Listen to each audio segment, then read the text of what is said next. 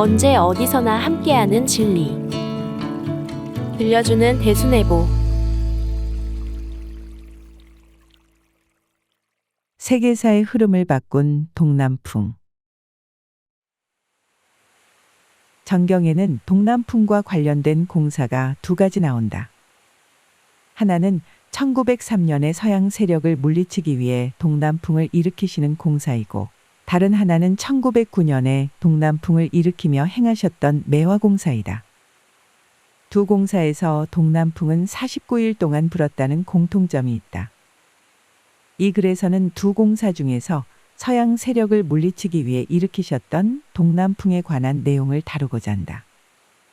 상생의 길 제2호를 보면 이미 이 주제에 대하여 다룬 내용이 있다. 그 글에서는 러일 전쟁의 개별 전투와 국제관계에서 일본이 승리할 수 있었던 이유를 보이지 않는 힘의 도움이 있었다라고 결론지으며, 보이지 않는 힘의 작용에 대한 상징적 표현으로 동남풍을 해석하고 있다. 그리고 이 보이지 않는 힘은 동남풍을 일으키는 공사를 비롯하여 상제님께서 행하셨던 여러 공사의 결과라고 말하고 있다. 여기서는 이와는 다른 측면에서 동남풍의 의미를 생각해 보고자 한다. 이를 위해 상제님의 행적을 당시 역사적 배경과 관련하여 이해해보고, 그 바탕 위에서 동남풍의 공사적 의미에 관하여 좀 다른 이야기를 하려고 한다. 1. 당시 상제님의 행적과 러일 협상. 상제님께서 서양 세력을 꺾는 공사를 행하실 때의 전후 행적은 교훈 1장 12절에서 14절, 예시 23절에서 24절에 잘 나와 있다. 이 중 교훈 1장의 구절들에는 상제님께서 김병욱을 반역 혐의에서 구제하시는 과정이 나와 있는데, 이를 통해 당시의 행적을 엿볼 수 있다. 김병욱은 1903년 4월부터 전라도 남원에서 세금 징수 업무를 담당하고 있었다. 8월에 이르러 김병욱이 박영효의 일당이라는 혐의로 체포령이 내려져 포교들이 서울에서 남원으로 내려오고 있다는 것을 아셨던 상제님께서는 포교들이 도착하기 전날 남원에 내려가 그를 구하여 전주로 데리고 가셨다.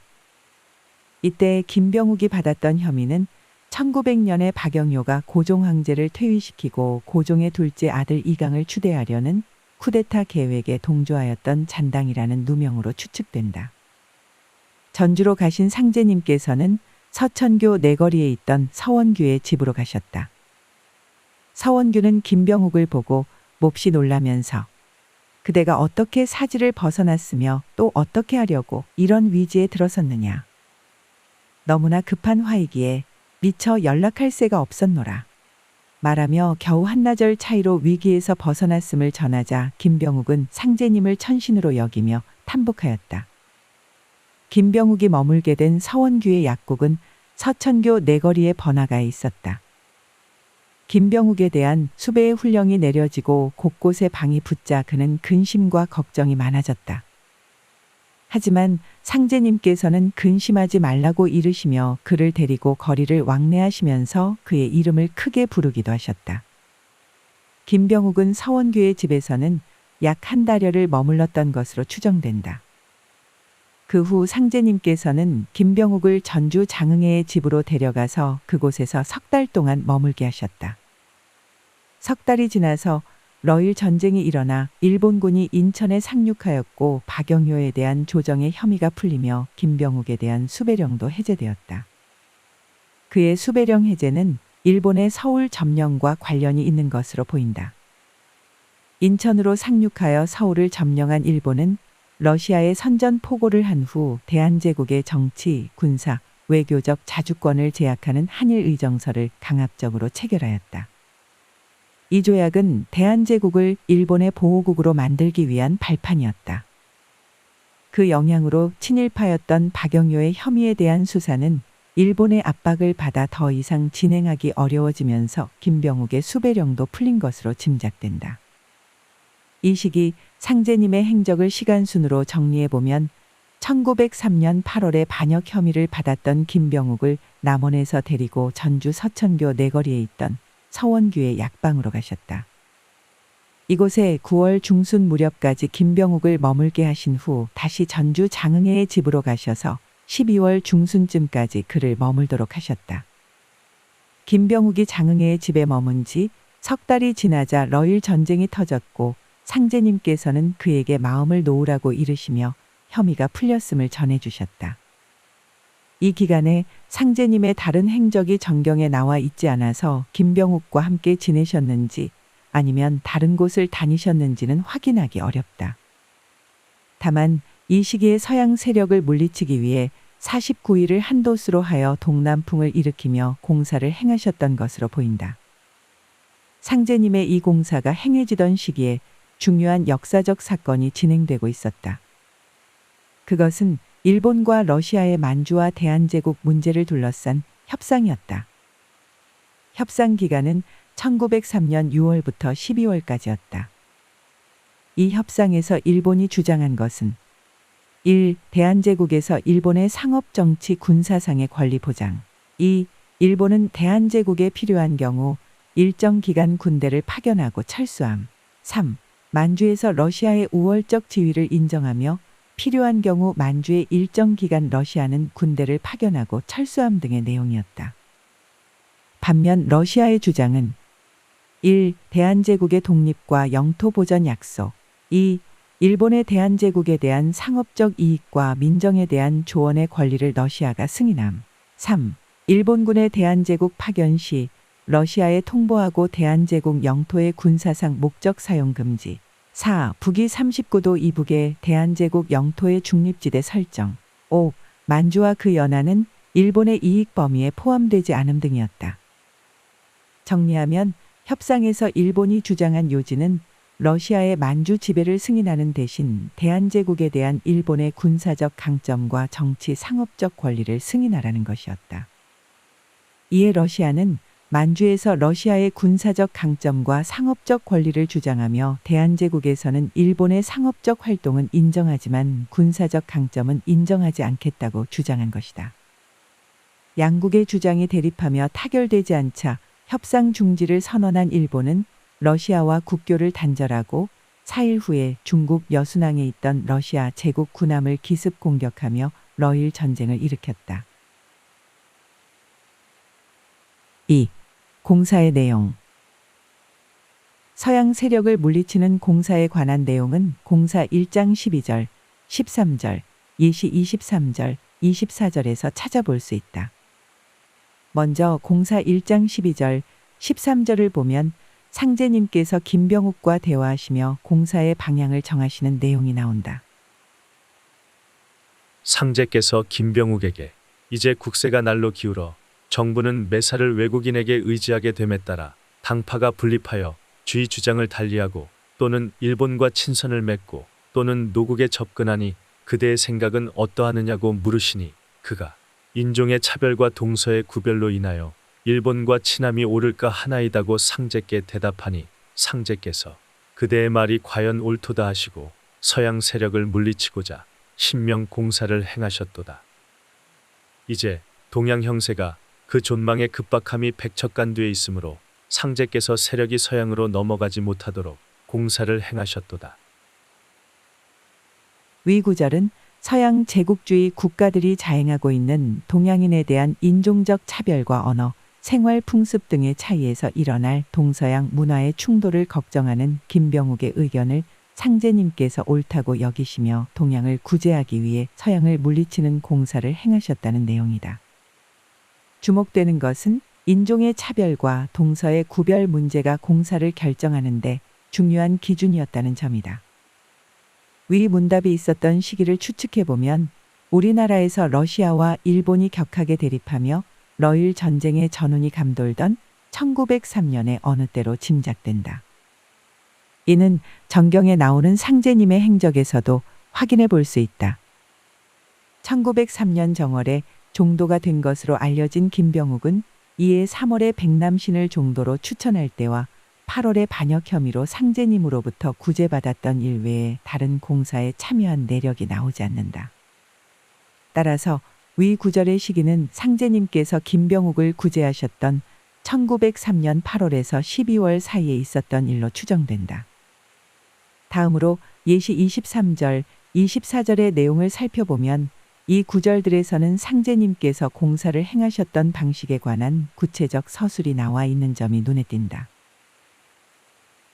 이제 동양 형세가 위급함이 누란과 같아서 내가 붙잡지 아니하면 영원히 서양에 넘어가리라. 깊이 우려하시사 종도들에게 계묘년 여름에 내가 일로 전쟁을 붙여 일본을 도와서 러시아를 물리치리라고 말씀하셨도다. 또 상제께서 이제 서양 사람의 세력을 물리치고 동양을 붙잡음이 오르니 대신문을 열어 49일을 한 도수로 하여 동남풍을 불어일으켜 서양 세력을 꺾으리라고 말씀하시고 공사를 행하셨도다. 위 내용에는 앞으로 일어날 러일 전쟁에 대한 상제님의 예시와 함께 일본이 러시아를 물리치도록 하실 것이란 말씀이 나와 있다. 이러한 결과를 위해서 대신문을 열어 49일을 한도수로 하여 동남풍을 일으키는 공사를 행하셨다는 것이다. 위 구절 중에는 두 가지 내용이 눈에 띈다. 하나는 이 공사가 대신문을 열어 행해졌다는 점이다. 정확히 알기는 어렵지만 대신문은 한자 뜻만으로 생각해보면 신명계의 대신명 또는 많은 신명이 공사에 참여했음을 나타내는 표현이 아닐까 생각된다. 이는 아마도 상제님의 공사가 만주와 한반도를 차지하기 위한 동서양 세력의 단순한 승패에 관한 결정이 아니라 동양에서 서양의 침략을 막는 세계사적 전환을 이룩하는 공사였기 때문에 대신명이나 많은 신명의 움직임이 필요했음을 짐작하게 한다. 다음으로 생각해 볼 점은 예시 23절에서 계묘년 여름에 이 말씀을 하셨다는 기술에 대한 것이다. 앞에서 살펴본 상제님의 행적을 고려하면 계묘년 여름은 8월을 가리킨다. 그리고 이 공사는 49일이라는 기간 동안 행해졌기 때문에 한 달이 넘는 시간이 소요되는 일이었다. 이러한 사정은 예시 23절, 24절의 공사의 시기를 계묘년 여름으로 한정하는 것을 어렵게 만든다.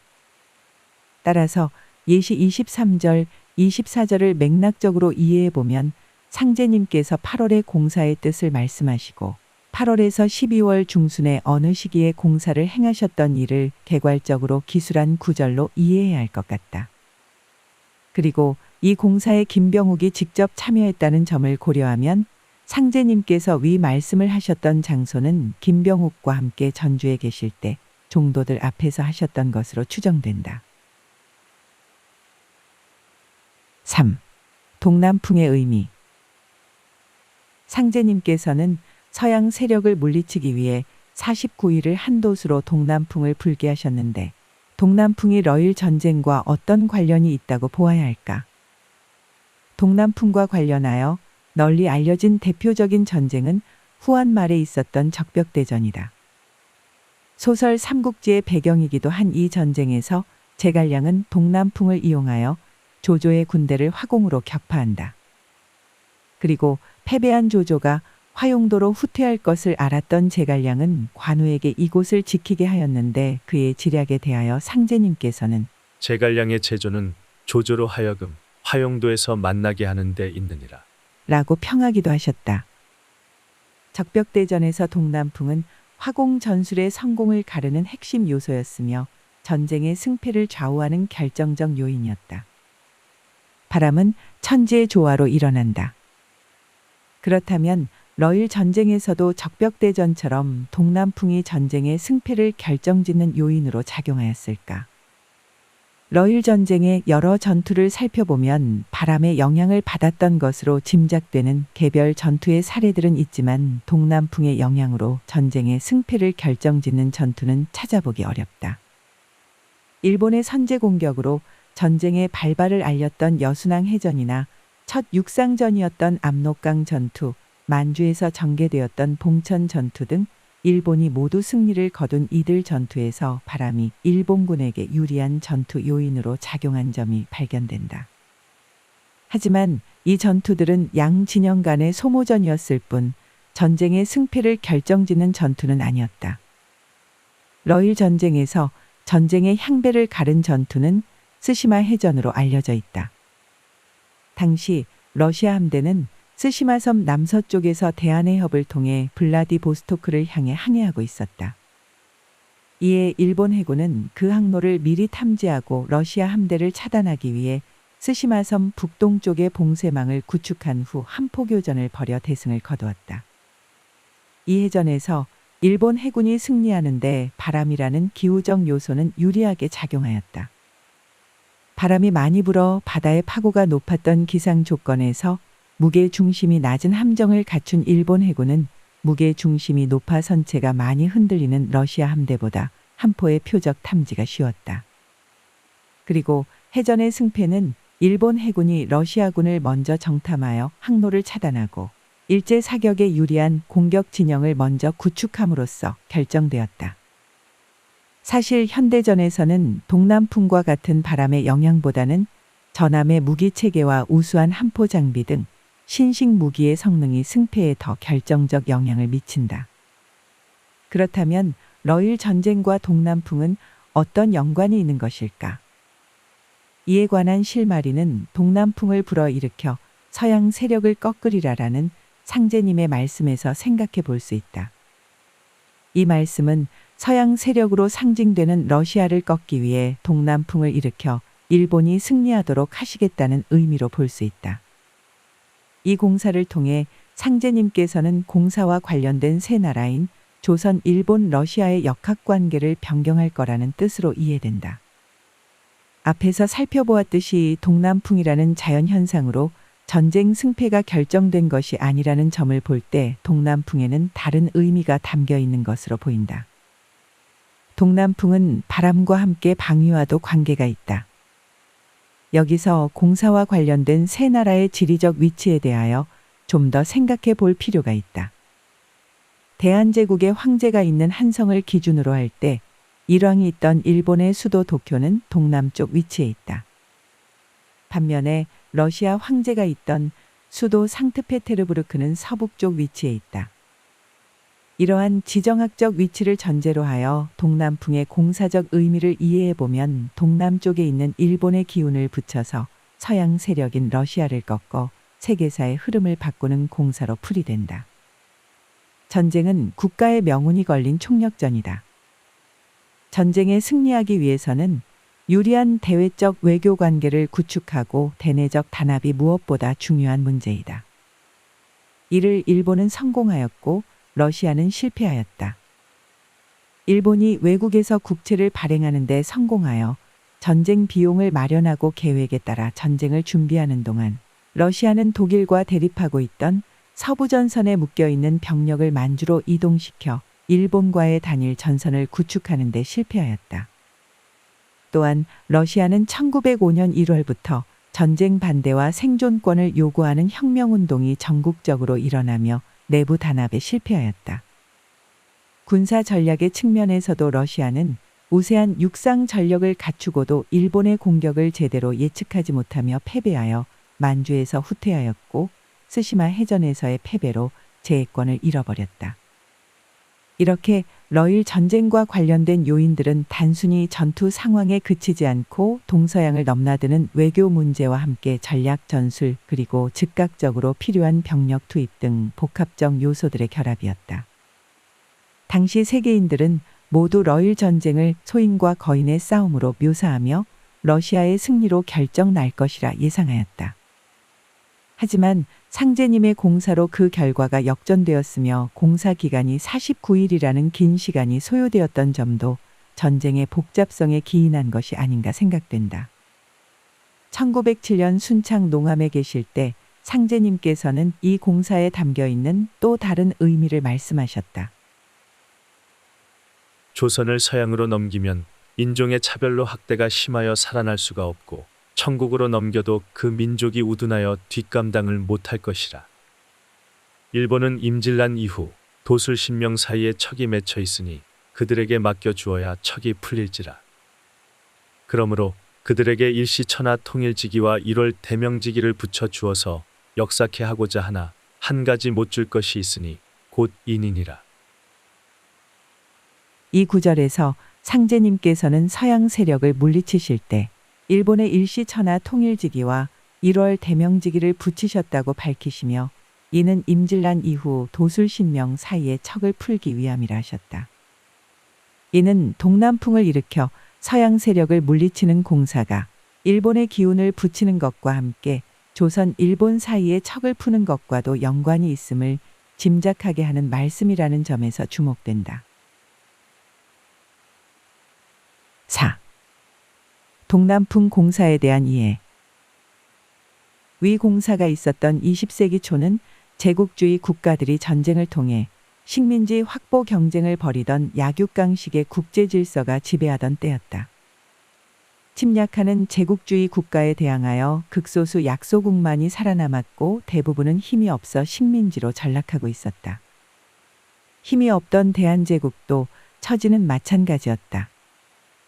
당시 대한제국은 러일 전쟁에 휩쓸리지 않기 위해 전쟁 직전인 1903년 12월에 전시 중립을 선언하였지만 일본군은 이를 무시하고 인천에 상륙한 후 서울을 점령하였다.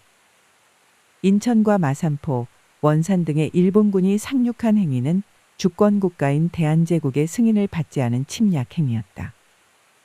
그러나 이후 일본은 강권으로 한일 의정서를 체결하여 일본의 침략 행위를 합법적 행위로 정당화함과 동시에 한반도에서 일본군의 자유로운 군사 활동을 대한제국의 승인 아래 이루어지는 것으로 만들었다.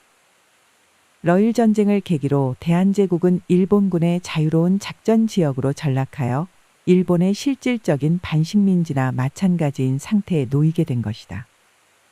그 결과 러일 전쟁의 승패에 따라 어느 제국주의 국가의 식민지가 되느냐는 문제만 남아있었을 뿐 식민지의 길은 피할 수 없는 현실이었다. 당시 상제님께서 우리 민족의 활로를 열기 위해 서양 세력을 물리치는 공사를 행하셨다. 이 일은 상제님께서 우리나라의 국운과 관련하여 행하셨던 공사의 시작이었다. 이 공사 이후에도 상제님께서는 여러 공사를 행하셨다. 공사 1장 24절에서는 때는 실로 흥망의 기로이라 의병을 거두고 민족의 활로를 열었느니라. 라고 하시며 최익현이 일으킨 을사의병에 참전한 많은 사람의 희생을 걱정하시며 이를 막는 공사를 행하셨다.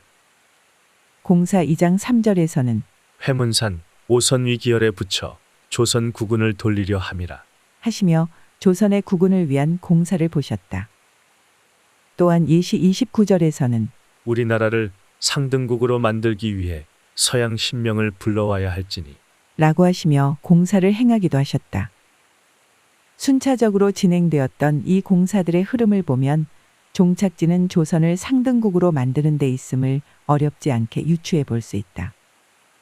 이렇게 조선의 국운을 열기 위해 여러 공사를 행하셨던 상제님께서는 그 시작으로 서양 세력을 물리치는 공사를 행하여 거대하게 밀려들어오는 서양 제국주의의 경륜을 되돌리셨던 것으로 추측된다. 그리고 당시 식민지가 될 처지에 있었던 대한제국의 현실적 상황을 기본 상수로 놓고 생각해 보면 서양 세력을 물리치는 공사는 우리 민족의 활로를 여는 순차적 과정의 한 단계로 이해해 볼 수 있을 것 같다. 세계사의 흐름을 바꾼 동남풍. 언제 어디서나 함께하는 진리. 들려주는 대순애보.